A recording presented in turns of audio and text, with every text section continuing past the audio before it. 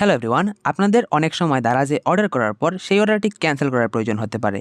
কিভাবে দারাজে অর্ডার করার পর সেই অর্ডারটি ক্যান্সেল করবেন, চলেন সেই নিয়মটাই আপনাদেরকে দেখাই। প্রথমে আপনি আপনার মোবাইলের দারাজ অ্যাপে চলে আসবেন। আসার পর নিচে অ্যাকাউন্ট নামে একটি অপশন পাবেন, এখানে ক্লিক করবেন। ক্লিক করার পর এখান থেকে টু পে এবং টু শিপ এবং টু রিসিভ, টু রিভিউ কয়েকটি অপশন দেখতে পারবেন। এখান থেকে টু শিপ নামে যে অপশনটি আছে এখানে ক্লিক করবেন এবং এখান থেকে আপনার যে পণ্যটি আপনি অর্ডার করেছেন সেই পণ্যটি দেখতে পারবেন।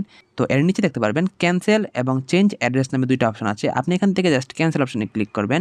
ক্লিক করার পর এখানে দেখতে পারবেন ক্যান্সেলেশন রিজন, অর্থাৎ আপনি কী কারণে অর্ডারটি ক্যান্সেল করতে যাচ্ছেন সেই কারণটা দিয়ে দিবেন।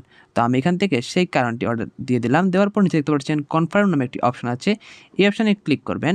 ক্লিক করার পর আবারও কনফার্ম অপশন দেখতে পারবেন, এখানে আবারও ক্লিক করবেন। ক্লিক করার পর দেখতে পারবেন সাবমিটেড সাকসেসফুলি এবং আমাদের কিন্তু কিছুক্ষণের মধ্যে অর্ডারটি ক্যান্সেল হয়ে যাবে। তো আপনি যদি ক্যাশ অন ডেলিভারিতে অর্ডার করে থাকেন তাহলে তো আপনার অর্ডারটি ক্যান্সেল হয়ে গেল। আর যদি বিকাশের মাধ্যমে পেমেন্ট করে অর্ডার পেয়ে থাকেন তাহলে কিন্তু কিছুক্ষণের মধ্যে আপনার পেমেন্টটা আপনি পেয়ে যাবেন ব্যাক। তো এভাবেই আপনি দারাজের অর্ডার ক্যান্সেল করতে পারেন।